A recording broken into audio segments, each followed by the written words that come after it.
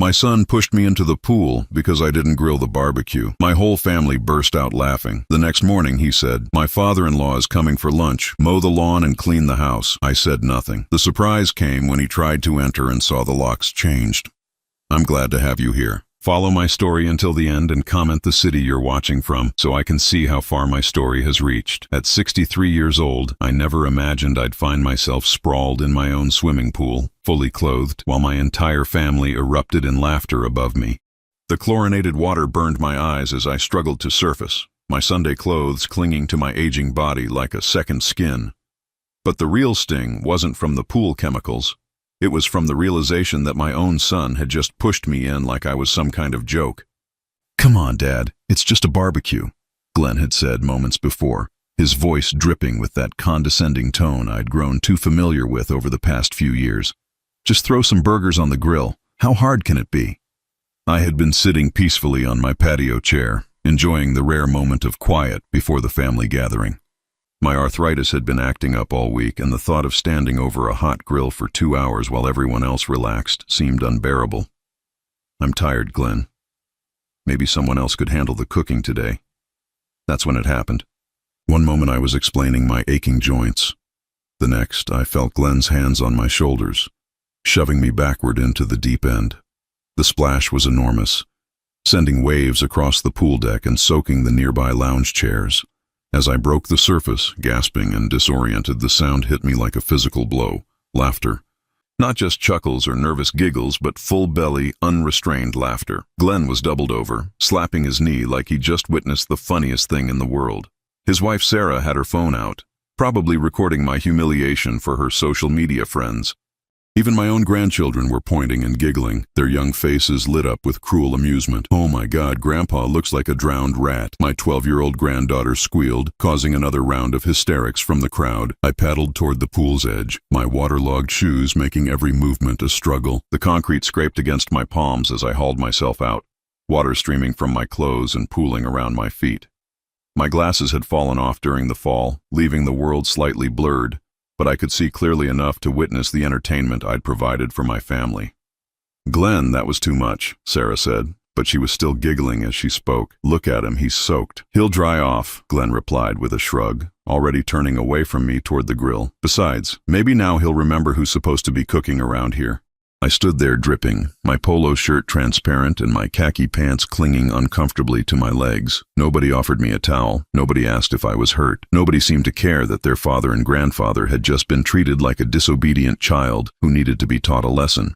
The worst part wasn't the physical discomfort or even the public humiliation. It was the sudden, crushing realization of how far I had fallen in my own family's estimation. When had I become the family joke? When had my son decided that pushing his aging father into a pool was an appropriate way to handle a simple disagreement? As I squelched across the deck toward the house, leaving wet footprints in my wake, I could hear Glenn already taking charge of the barbecue situation. "All right, everyone, crisis averted. The old man will change clothes and we'll get this party started properly." The old man, that's what I'd become to them. Not Dad, not Grandpa, not Russell. Just the old man who lived in their house and occasionally inconvenienced them with his presence.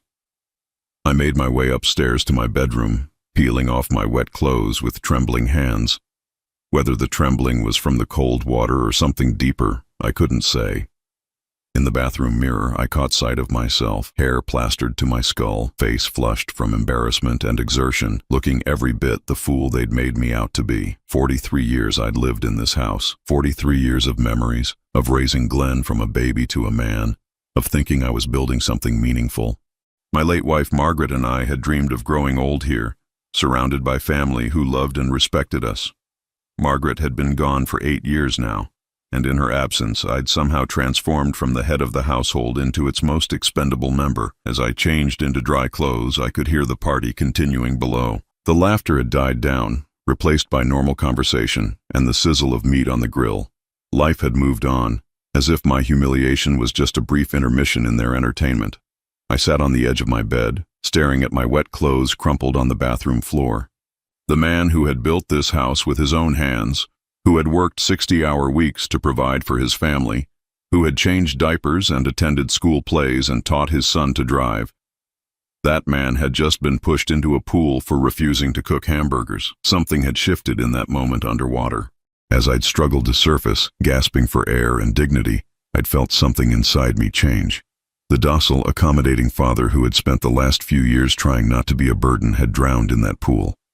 What climbed out was someone different, someone who was starting to remember what self-respect felt like. Downstairs, I could hear Glenn holding court, probably telling everyone about his brilliant solution to the barbecue problem. The sound of their voices, so casual and dismissive, sent a chill through me that had nothing to do with my wet clothes. The pool incident happened on a Sunday. By Tuesday morning, I thought maybe Glenn would say something, an apology perhaps, or at least an acknowledgement that he'd gone too far. Instead, I woke up to find him standing in my kitchen at 7 in the morning, coffee mug in hand, acting like nothing had happened. "Morning, Dad," he said without looking up from his phone. "Sarah's father is coming for lunch today. Make sure the house is spotless, and I need you to cut the grass before he gets here." I blinked, still groggy from sleep, trying to process what I was hearing. "What time is lunch?" "Noon, so you've got about 5 hours. Should be plenty of time if you get moving now." He scrolled through his phone with the casual air of someone giving instructions to hired help. I poured myself a cup of coffee, my hands steadier than they'd been in days. "Maybe you could help with some of it. I'm not as young as I used to be." Glenn finally looked up, his expression shifting to that familiar mix of impatience and irritation that had become his default whenever I spoke. "Dad, this is important. Sarah's father is considering investing in my business. I need everything to be perfect, and frankly, you're better at the yard work than I am. It's not like you have anything else to do." The dismissal in his voice was so casual, so absolute, that it took my breath away. Not like I had anything else to do. As if my entire existence revolved around being available for his convenience. "The grass is fine, Glenn. I cut it last week." "It's not fine. It's too long and there are weeds near the fence. Look, this isn't negotiable. Sarah's dad is old school. He judges people by how they maintain their property. First impressions matter." I studied my son's face, searching for any trace of the boy I'd raised, the one who used to help me with yard work on Saturday mornings. That boy was gone, replaced by this stranger who spoke to me like I was an inconvenience he was forced to tolerate. "What about the inside of the house?" "Sarah will handle most of it, but I need you to clean the bathrooms and vacuum the living areas. Oh, and make sure the garage is organized. You might want to see my workshop setup."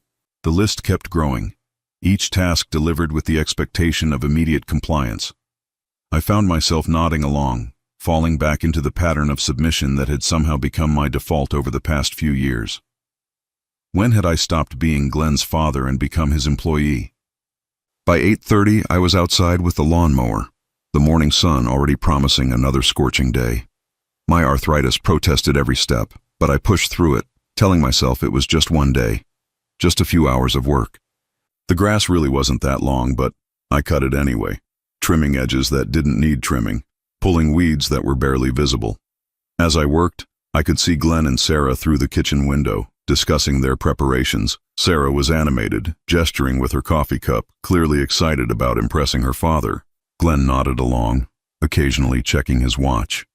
Neither of them looked in my direction. The irony wasn't lost on me. This was my house, the house Margaret and I had saved for, planned for, built our life in. Yet here I was, scrambling to make it presentable for someone else's approval, treated like the groundskeeper rather than the homeowner. By 10 o'clock, I'd moved inside to tackle the bathrooms. My back ached from the yard work, but there was no time to rest. I scrubbed toilets, mopped floors, and polished mirrors until they gleamed. The whole time I could hear Sarah and Glenn discussing the menu, the conversation topics they'd bring up, the impression they wanted to make.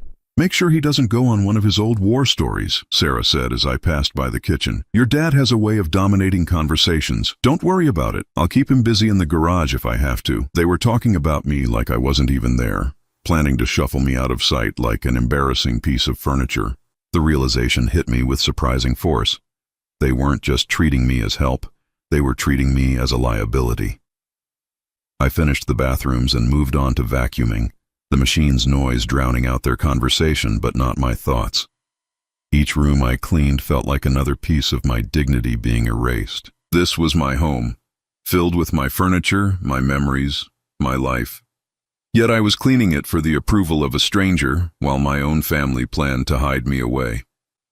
At 11:15, Glenn found me organizing the garage, sorting through tools I'd accumulated over decades of home ownership. "How's it coming, Dad?" "Almost done," I replied, wiping sweat from my forehead. "Good. When Sarah's father gets here, just try to keep the conversation light, okay? Nothing too heavy or personal, and maybe don't mention your health issues. It makes people uncomfortable."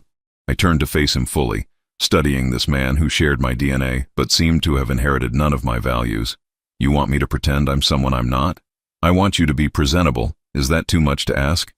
The word presentable hung in the air between us like a slap. Not welcome, not valued, not loved, just presentable, like a piece of property that needed to pass inspection. "No," I said quietly. "It's not too much to ask." Glenn smiled, the first genuine expression of approval I'd seen from him in months. "Great. He should be here any minute. You might want to wash up and change shirts. You've got grass stains." As he walked away, I looked down at my clothes, at the evidence of my morning's labor. The old Russell would have hurried inside to clean up, would have made himself presentable for a guest he'd never met, would have smiled and played along with whatever version of himself his family required. But something was different now. Standing in my own garage, surrounded by my own tools, in the house I'd worked my entire life to afford, I felt a spark of something I hadn't experienced in years. It wasn't anger exactly, though that was part of it. It was clarity. For the first time in a long time, I could see the situation exactly as it was, without the fog of family obligation and misplaced loyalty. I was 63 years old, and I was being treated like the hired help in my own home. The son I'd raised and provided for was embarrassed by my existence. The daughter-in-law I'd welcomed into my family saw me as an obstacle to overcome. The sound of a car pulling into the driveway interrupted my thoughts.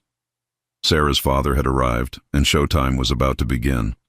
The lunch with Sarah's father went exactly as Glenn had orchestrated. I played my part perfectly, the quiet, unobtrusive older man who smiled at the right moments and excused himself when the business talk began. Mr. Hartwell seemed pleasant enough, a successful businessman in his 70s who spoke about investments and market opportunities with the confidence of someone who'd made good money over the years. I spent most of the meal listening to Glenn pitch his consulting business, watching my son transform into the charming, ambitious entrepreneur he became whenever money was involved. Sarah played the supportive wife flawlessly, chiming in with carefully rehearsed anecdotes about Glenn's work ethic and vision. When Mr. Hartwell complimented the house and asked about the beautiful garden, Glenn accepted the praise as if he'd personally planted every flower. When the conversation turned to family values and the importance of tradition, Glenn spoke eloquently about building something lasting for future generations. I sat there, invisible at my own dining table, listening to my son take credit for a life I'd built. After lunch, I retreated to my bedroom for what I told them was a nap. In reality, I just needed to escape the suffocating performance downstairs. I could hear their voices drifting up through the floorboards, animated discussions about investment terms and partnership possibilities. Glenn's laughter carried a note of triumph that made my stomach turn. Around 4 o'clock, I heard Mr. Hartwell's car pull away. The house fell quiet except for the murmur of Glenn and Sarah's voices in the kitchen. I assumed they were debriefing about the meeting, probably celebrating what sounded like a successful pitch. I must have actually dozed off, because the next thing I knew, it was nearly 6 in the evening. The house was unusually quiet.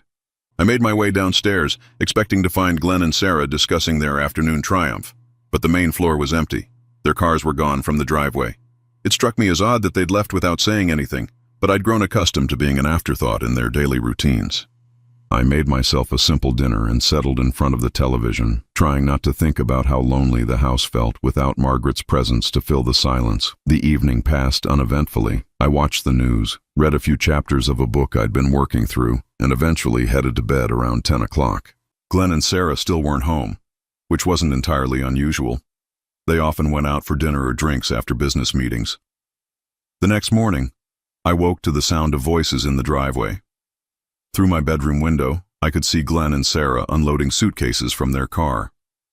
It looked like they'd spent the night somewhere, probably celebrating their successful meeting with Mr. Hartwell. I took my time getting dressed, my joints protesting the previous day's physical labor. By the time I made it downstairs, they were in the kitchen, coffee already brewed, looking refreshed and energetic. "Good morning," I said, pouring myself a cup. "How did the rest of yesterday go?" "Fantastic," Glenn replied without looking up from his phone. "Mr. Hartwell is very interested in moving forward. We spent the evening working out preliminary details." "That's wonderful. I'm happy for you." Sarah glanced at Glenn, some silent communication passing between them. "Actually, Russell, we need to talk to you about something."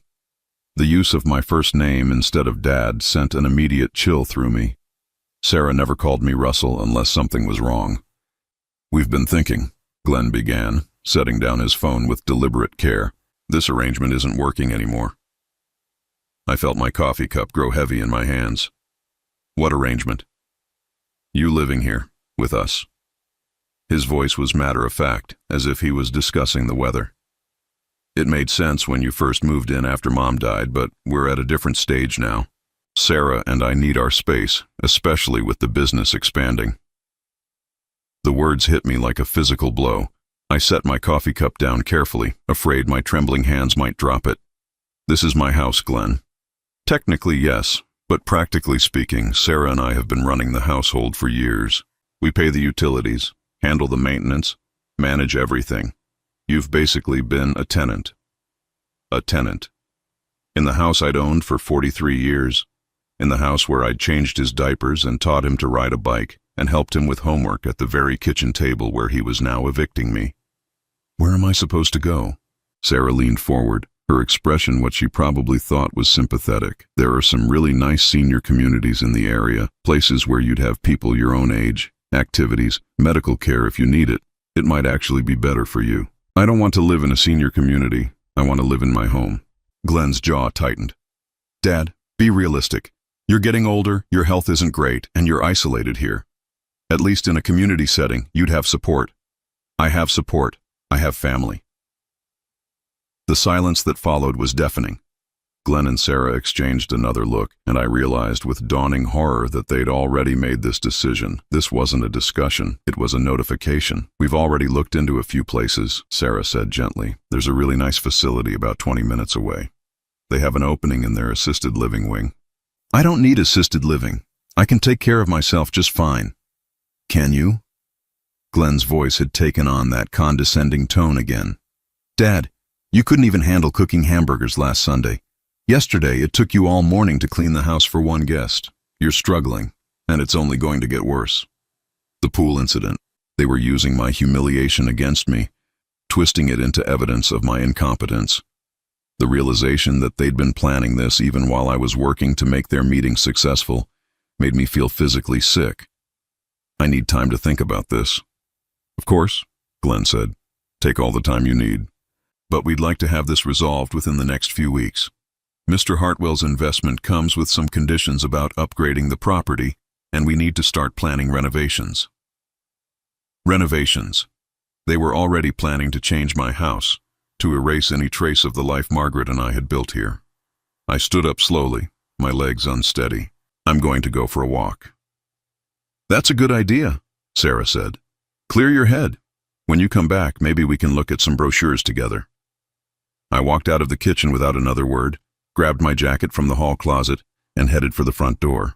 My hand was on the doorknob when I heard Glenn's voice behind me. "Dad, take your time, but don't forget, this is what's best for everyone." I stepped outside into the crisp morning air, my mind reeling. The neighborhood looked the same as always. Neat lawns, familiar houses, the tree-lined street where I'd walked countless times over the decades. But everything felt different now, like I was seeing it through the eyes of someone who no longer belonged. I walked for over an hour, trying to process what had just happened. When I finally returned to the house, Glenn and Sarah's cars were gone again. A note on the kitchen counter informed me they'd gone to look at renovation plans and would be back later. I climbed the stairs to my bedroom, each step feeling heavier than the last. This room, where Margaret and I had slept for 35 years, where we'd planned our future and raised our son, was now just a temporary space I was occupying until they could find somewhere else to put me. I sat on the edge of the bed, staring at the framed photos on the nightstand. Margaret's smile looked back at me from our wedding day, from Glenn's graduation, from countless holidays and anniversaries. What would she think if she could see what had become of the family she'd loved so much? The worst part wasn't even the eviction itself. It was the calculated nature of it all, The way they'd waited until after their business meeting, the way they'd presented it as concern for my welfare, the way they'd made it sound like I should be grateful for their thoughtfulness. I was 63 years old, and my own son was treating me like a problem to be solved rather than a father to be loved. I spent the next 3 days in a strange sort of limbo. Glenn and Sarah went about their business with renewed energy, making phone calls about their potential investment and discussing renovation plans in hushed tones that stopped whenever I entered a room. They treated me with the careful politeness you'd show an elderly relative you were trying to move into a nursing home, kind but distant, patient but firmly resolved. On Thursday morning, I found myself alone in the house again.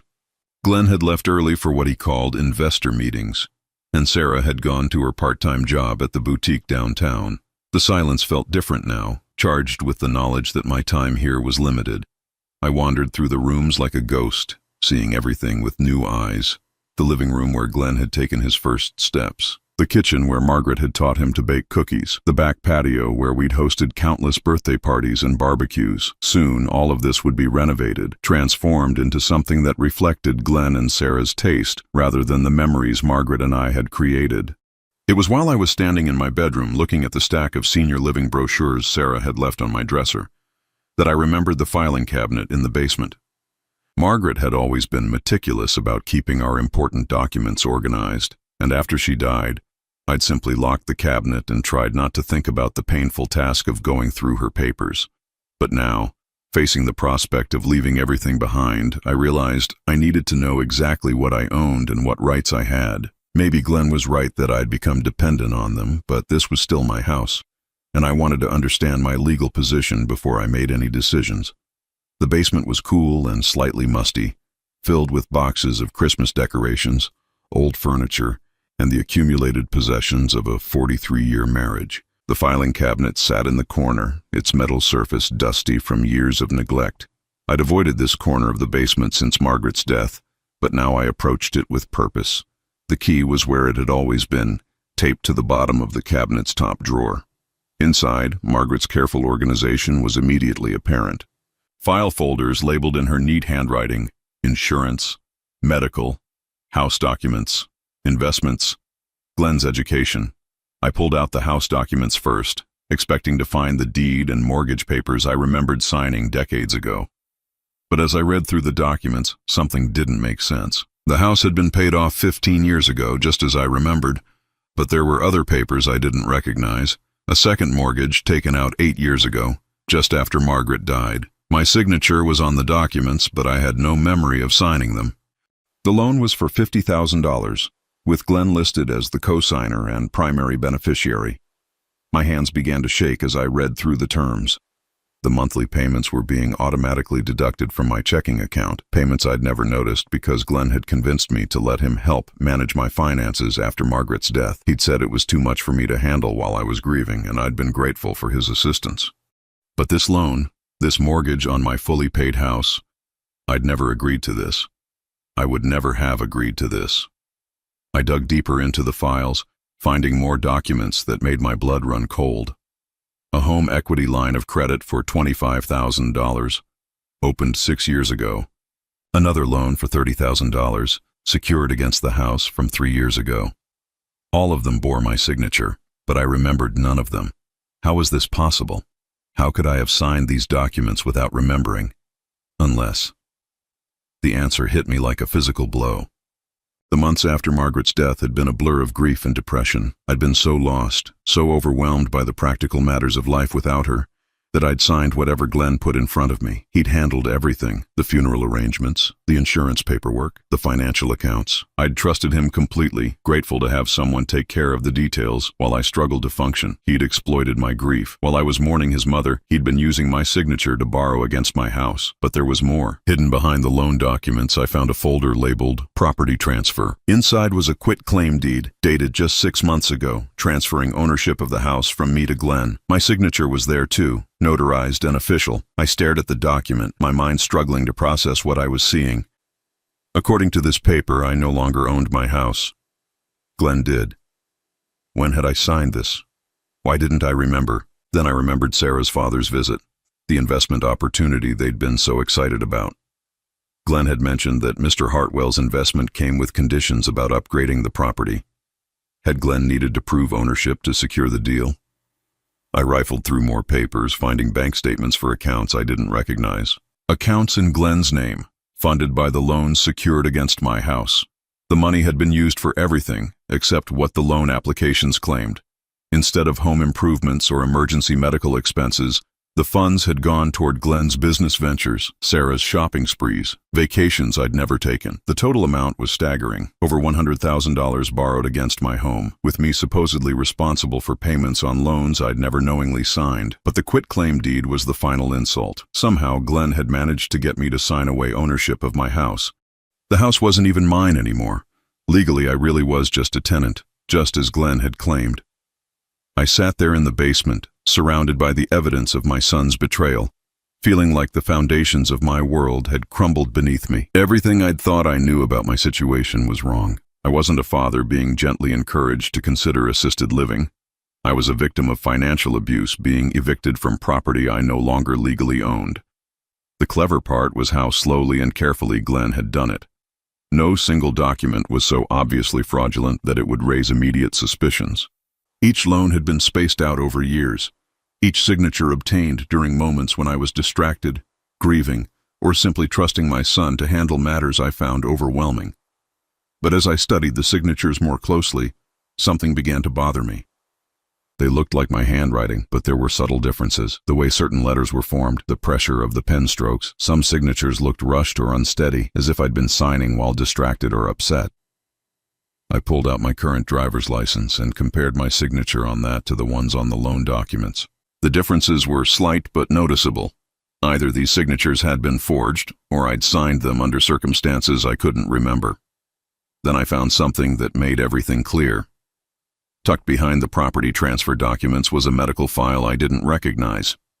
Inside were prescriptions for medications I'd never heard of, anxiety medications, sleep aids, drugs, typically used to treat severe depression. The prescriptions were all filled during the months after Margaret's death, all signed by Dr. Morrison, Glenn's golf buddy. I'd never seen Dr. Morrison for depression. My regular doctor had prescribed some mild sleep aids during my grief, but nothing like these powerful medications.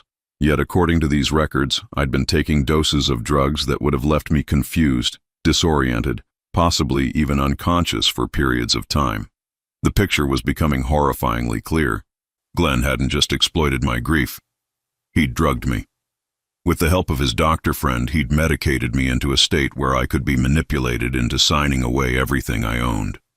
I thought back to those dark months after Margaret's funeral. There had been days when I'd felt so foggy and disoriented that I'd barely been able to function. I'd attributed it to grief, to the natural effects of losing my life partner. Glenn had been so helpful during that time, bringing me meals, checking on me, making sure I took my medications. I'd been grateful for his care, never suspecting that the pills he was giving me were designed to make me compliant and confused. The worst part was realizing how long this had been going on. The most recent loan was from just 6 months ago, long after my grief should have subsided. Glenn had continued to medicate and manipulate me, probably increasing the doses whenever he needed me to sign something important. I gathered all the documents and carried them upstairs, my mind racing. Glenn and Sarah were planning to force me into assisted living, not out of concern for my welfare, but because they needed me gone before I discovered what they'd done.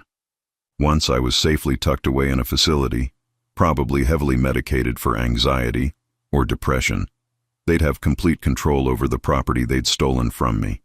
But they'd made one crucial mistake. By leaving me alone in the house today, they'd given me the opportunity to discover the truth. And now that I knew what they'd done, I had to decide what to do about it. The sound of a car in the driveway interrupted my thoughts. Through the window, I could see Glenn's car pulling up. He was home earlier than expected, probably eager to continue pushing me toward their preferred solution. I quickly gathered the most damning documents and hid them in my bedroom, leaving the filing cabinet exactly as I'd found it. When Glenn walked through the front door, I was sitting calmly in the living room, the picture of a confused old man contemplating his limited options. "Hey, Dad," he said, his voice carrying that false cheerfulness that had become his default tone with me. "How was your day? Did you have a chance to look at those brochures Sarah left for you?" I looked up at Glenn with what I hoped was a tired smile. I've been thinking about what you said. Maybe you're right about the assisted living place. The relief that washed over his face was almost comical. Really? Dad, that's great. I know this is hard, but it's really for the best. I suppose I should start getting my affairs in order, I said carefully. Make sure all my documents are updated, that kind of thing. Don't worry about any of that, Glenn said quickly. Sarah and I can handle all the paperwork. You just focus on getting ready for the transition. Of course he didn't want me looking at paperwork. The last thing he needed was for me to discover what I'd already found. Over the next 2 days, I played the part of the resigned, defeated father. I let them show me brochures for Sunset Manor, the assisted living facility they'd chosen. I nodded when they explained how much better my life would be with professional care and social activities. I even let Sarah take me for a tour of the place, where I smiled politely at the cheerful staff and admired the bland institutional decor. But while they were making their plans, I was making mine. The first call I made was to Margaret's nephew David, a lawyer in the next county. David had always been fond of his aunt, and he'd helped us with our wills years ago. I waited until Glenn and Sarah were both out of the house before I called him. Uncle Russell? David's voice carried genuine warmth. How are you holding up? I need your help, David. Legal help. And I need you to keep this conversation confidential. The warmth in his voice shifted to professional concern. What's going on? I told him everything. The forced loans, the forged signatures, the medical records, the quitclaim deed. David listened without interruption, occasionally making notes. When I finished, there was a long silence. Jesus, Russell, this is serious. If what you're telling me is accurate, we're talking about elder abuse, fraud, possibly forgery. Do you have copies of these documents? I have the originals. I found them in Margaret's filing cabinet. Good, don't let them know you found anything. Can you get copies to me without them knowing? I think so. They're both out of the house tomorrow morning. Perfect. Bring everything to my office. We need to move fast on this. The next morning, I told Glenn and Sarah I was going to the bank to organize my accounts for the move to Sunset Manor. Glenn offered to drive me, but I insisted I could manage one last trip on my own. Independence is important to me, I said, and he couldn't argue with that without seeming heartless. David's office was in a converted Victorian house downtown, the kind of place that inspired confidence in its old-fashioned solidity. He'd cleared his morning schedule to see me, and his secretary brought us coffee while we spread the documents across his conference table. This is worse than I thought, David said after reviewing everything. The pattern here suggests systematic financial abuse over several years. The timing of these loans corresponds with your wife's death and your period of grief. And these medical records. He shook his head. This Dr. Morrison prescribed enough sedatives to keep you compliant for months. Can we prove it? With the right investigation, yes. But Russell, there's something else we need to discuss. Even if we can prove fraud, getting your property back is going to be complicated. Glenn has been making payments on these loans, and he's probably established a paper trail showing he's been the effective owner of the house for years. My heart sank. So he gets to keep what he stole? Not necessarily, but we need to be strategic about this. If we go in guns blazing with criminal charges, Glenn will lawyer up, and the whole thing becomes a messy court battle that could take years. Meanwhile, you're still living in his house at his sufferance. What do you suggest? David leaned back in his chair, steepling his fingers. We set a trap. We let Glenn think he's getting exactly what he wants, and then we spring our evidence at the moment when it does the most damage. I'm listening. You go back home and tell them you've decided to move into Sunset Manor immediately. Be enthusiastic about it. Tell them you want to get the house ready for their renovations. They'll be so relieved that they'll probably start making their plans public. And then we wait for them to make a mistake. Glenn's got Mr. Hartwell's money coming in, right? He's probably planning to use that investment to pay off the loans he took against your house, which would give him clear title. When he tries to do that, we'll be ready with our evidence. I understood the strategy, but it meant continuing to live with them, continuing to pretend I didn't know what they'd done. How long? Probably not more than a week or two. Glenn's going to want to move fast now that he thinks you're cooperating. The key is making him overconfident. I spent the drive home rehearsing my performance. When I walked into the house, Glenn and Sarah were waiting in the living room, clearly anxious to hear how my banking trip had gone. Well? Sarah asked. I sat down heavily, putting on my most defeated expression. I've been thinking about what you said, about this being for the best. I called Sunset Manor this morning. They have an opening next week. Glenn's face lit up like Christmas morning. Dad, that's fantastic. I know this is hard, but you're making the right choice. I want to do this right, I said. Get everything organized so you don't have to deal with any loose ends. Maybe we should have the house appraised, get it ready for those renovations you mentioned. That's very thoughtful, Sarah said, but don't worry about any of that. We'll handle everything. No, I insist. This house has been my life for 43 years. I want to see it properly prepared for its next chapter. Over the next few days, I played the role perfectly. I asked Sarah to help me pack my belongings.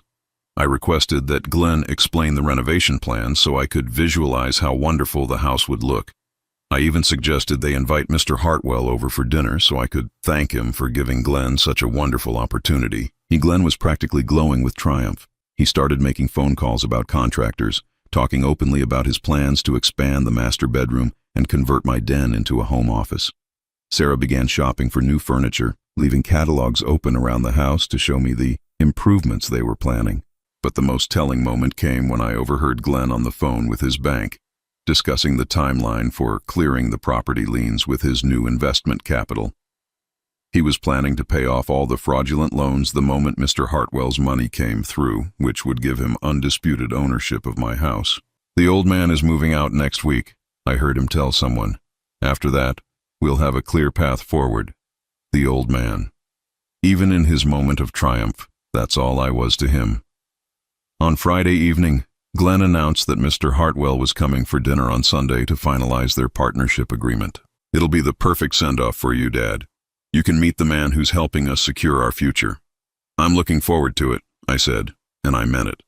Saturday morning, I called David with an update. It's happening tomorrow night. Glenn's planning to close the deal with his investor. Perfect. I've got everything ready on this end. Are you sure you want to do this? Once we play this card, there's no going back. I thought about Margaret, about the house we'd built together, about the son we'd raised to be better than this. I'm sure. All right, I'll be there at 7:30. Make sure Glenn and his investor are both present when I arrive. Sunday arrived gray and drizzly, but Glenn's mood was sunny. He spent the morning cleaning the house with an energy I hadn't seen from him in years. Sarah prepared an elaborate dinner, setting the dining room table with Margaret's good china. They were pulling out all the stops for Mr. Hartwell. This is it, Dad, Glenn said as he adjusted the centerpiece for the third time. After tonight, everything changes for the better. I nodded solemnly. Yes, son, after tonight, everything changes. Mr. Hartwell arrived promptly at 6, bringing a bottle of expensive wine and the confident air of a man about to make a profitable deal. Glenn greeted him like a long-lost brother, and Sarah played the gracious hostess to perfection. I sat quietly through dinner, playing the role of the grateful father, witnessing his son's success. As we moved to the living room for coffee and brandy, Glenn pulled out a leather portfolio containing the investment documents. Russell was just telling me how excited he is about our partnership, he said to Mr. Hartwell. He's been like a mentor to me through this whole process. The irony was so thick I could taste it, but I just smiled and nodded. At exactly 7:30, the doorbell rang. I'll get it, I said, standing slowly. Probably just a neighbor. Glenn waved me off, clearly not wanting any interruptions during his big moment. I'll handle it, Dad. But I was already at the door, opening it to reveal David in his best suit, briefcase in hand, wearing the serious expression of a man on official business. Good evening, Russell, he said loudly enough for everyone to hear. I believe we have some business to discuss. Glenn's face went from confusion to alarm as David walked into the living room. Dad, who is this? We're in the middle of an important meeting. This is David Morrison, I said calmly, Margaret's nephew. He's an attorney, and he's here to discuss some irregularities with the ownership of this property. The blood drained from Glenn's face. Sarah dropped her coffee cup, the porcelain shattering against the hardwood floor. Mr. Hartwell, sensing trouble, set down his brandy glass and straightened in his chair. Russell, Glenn said, his voice tight with barely controlled panic. I think there's been some misunderstanding. Maybe we should discuss this privately. No misunderstanding, David said, opening his briefcase and pulling out a thick folder. In fact, everything is quite clear. Mr. Hartwell, I assume you're here to finalize an investment with Glenn Holloway? That's correct, Mr. Hartwell replied cautiously. We're discussing a partnership in his consulting business. And I assume that partnership involves using this property as collateral or security for the investment. Glenn jumped to his feet. Now wait just a minute. This is completely inappropriate. We have a private business meeting happening here. David smiled pleasantly. Actually, it's quite appropriate. Since the property you're using as security doesn't belong to you, the silence that followed was deafening. Mr. Hartwell's eyes moved from David to Glenn to me, clearly trying to understand what was happening. Of course it belongs to me, Glenn said, but his voice lacked conviction. I have the deed right here. He fumbled with his portfolio, pulling out the quitclaim deed I'd found in the basement. David examined the document briefly. Ah, yes, this deed, dated 6 months ago. Tell me, Glenn, do you remember the circumstances under which your father signed this? He wanted to transfer the property to me, for estate planning purposes. Really? That's interesting because according to the medical records I have here, your father was taking substantial doses of lorazepam, alprazolam, and zolpidem at the time he supposedly signed this document. Medications prescribed by Dr. Frederick Morrison. No relation to me, by the way.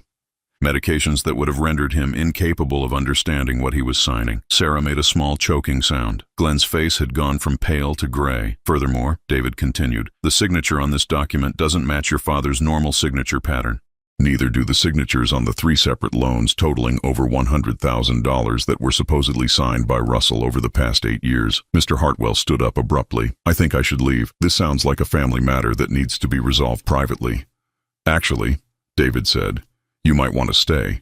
You see, any investment you make based on Glenn's ownership of this property would be invalid. The property belongs entirely to Russell Holloway, as it has for the past 43 years. Glenn has no legal right to use it as collateral for anything. That's not true, Glenn shouted, desperation creeping into his voice.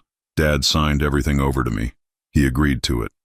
I stood up slowly, feeling stronger than I had in years. No, Glenn, I never agreed to any of it. You drugged me and forged my signature on documents I never saw. You stole my house while I was grieving your mother. The accusation hung in the air like a physical presence. Glenn's mouth opened and closed, but no words came out. Sarah had gone completely white and was gripping the arm of her chair like she might fall over. Mr. Hartwell picked up his coat. Glenn, I'm afraid this changes everything. I can't possibly move forward with an investment based on fraudulent collateral. You'll be hearing from my attorneys. Wait, Glenn said desperately. This is all a misunderstanding. We can work this out. But Mr. Hartwell was already heading for the door. Good evening, Russell. I'm sorry you've had to endure this. After the front door closed behind him, the 3 of us stood in the living room facing each other. The weight of 8 years of deception hung between us like a storm cloud. Dad, Glenn said, his voice breaking, please, let me explain. Explain what? How you convinced Dr. Morrison to prescribe drugs that would make me compliant. How you forged my signature on loan documents. How you stole my house while pretending to care for me. David cleared his throat. Russell, there's more. I had a forensic accountant review the bank records. Glenn didn't just steal your house. He's been systematically draining the equity for years. The money from those loans went toward his business ventures, luxury purchases, vacations. None of it went toward your care or the property maintenance he claimed it was for. Sarah finally found her voice. We never meant for it to go this far. We just needed some help getting started, and we always planned to pay it back. With what? I asked. You've never held a job for more than 6 months, Sarah. And Glenn's consulting business has never turned a profit. You were never planning to pay anything back. You were planning to put me in assisted living and sell my house to cover your debts. Glenn's shoulders sagged. What do you want from us? David answered for me. What Russell wants is very simple. He wants his property returned to him, free and clear. He wants you to assume responsibility for all the fraudulent loans you took in his name, and he wants you to leave his house immediately. We can't afford to pay off those loans, Glenn said weakly. That's not Russell's problem anymore, David replied. You created this situation through fraud and elder abuse. The consequences are yours to bear. I looked at my son, this man I'd raised from a baby, and felt a strange mixture of sadness and relief. You have 24 hours to pack your belongings and leave. The locks will be changed tomorrow evening. Dad, please. Where are we supposed to go? That's not my concern anymore, Glenn. You're 41 years old. You should have figured out how to support yourself by now instead of stealing from your father. Sarah burst into tears. This is all your fault, she screamed at me. You're a bitter old man who can't stand to see his son succeed. I looked at her calmly. No, Sarah. I'm a man who finally remembered that he deserves better than to be treated like a servant in his own home. David began packing his documents back into his briefcase. Russell, I'll file the paperwork tomorrow to reverse the fraudulent property transfer and discharge your liability for the loans Glenn took. It may take a few weeks to work through the system, but legally, you're protected. After David left, Glenn and Sarah retreated upstairs to pack. I could hear them arguing, their voices carrying through the floorboards. Sarah was crying. Glenn was making phone calls, probably trying to find somewhere to stay, someone to borrow money from. I sat in my living room, in the house that was finally, truly mine again, and felt something I hadn't experienced in years. Peace. The next evening, I watched from my window as Glenn and Sarah loaded their belongings into a moving truck. They'd managed to find a small apartment across town, probably with help from Sarah's parents. Glenn avoided looking at the house as they drove away, but Sarah glared at me through the passenger window with pure hatred. I didn't feel guilty. I felt free. Over the next few weeks, I had the locks changed, just as I'd promised. I hired a lawn service to maintain the yard, not because I couldn't do it myself, but because I no longer had to prove my worth through physical labor. I updated my will, leaving everything to a scholarship fund in Margaret's name. 3 months later, Glenn called. His voice was subdued, almost humble. Dad, I know you probably don't want to hear from me, but I wanted you to know that I'm getting help. I found a therapist, and Sarah and I are in counseling. That's good, Glenn. I also wanted to tell you that I understand now what I did to you, how wrong it was. I don't expect you to forgive me, but I needed you to know that I'm sorry. I sat quietly for a moment, processing his words. Glenn, I appreciate that you're getting help, but an apology doesn't undo 8 years of abuse and theft. I know. I was hoping. Maybe someday we could try to rebuild something. Not the way it was, but something honest. Maybe, I said. But that would require you to prove that you've really changed, not just tell me you have. I understand. We talked for a few more minutes, carefully and formally, like acquaintances rather than family. When I hung up, I felt neither anger nor hope, just a quiet acceptance of what was. 6 months after that night in the living room, I was sitting on my back patio, reading the newspaper and enjoying my morning coffee, when Mrs. Patterson from next door called over the fence. Russell, how are you doing? You seem so much happier these days.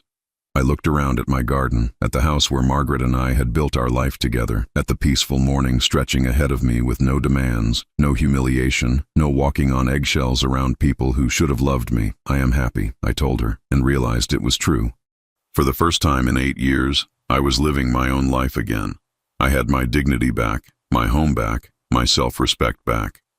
Glenn and Sarah had tried to erase me, to reduce me to a convenient source of money and labor. Instead, they'd given me the greatest gift possible. They'd shown me that I was strong enough to stand up for myself, even at 63, even against my own family.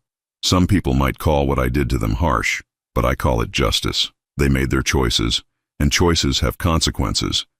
I'd spent too many years protecting them from those consequences, and it had nearly destroyed me. Now, I protect myself, and that makes all the difference in the world. Now I'm curious about you who listened to my story. What would you do if you were in my place? Have you ever been through something similar? Comment below, and meanwhile, I'm leaving on the final screen 2 other stories that are channel favorites, and they will definitely surprise you. Thank you for watching until here.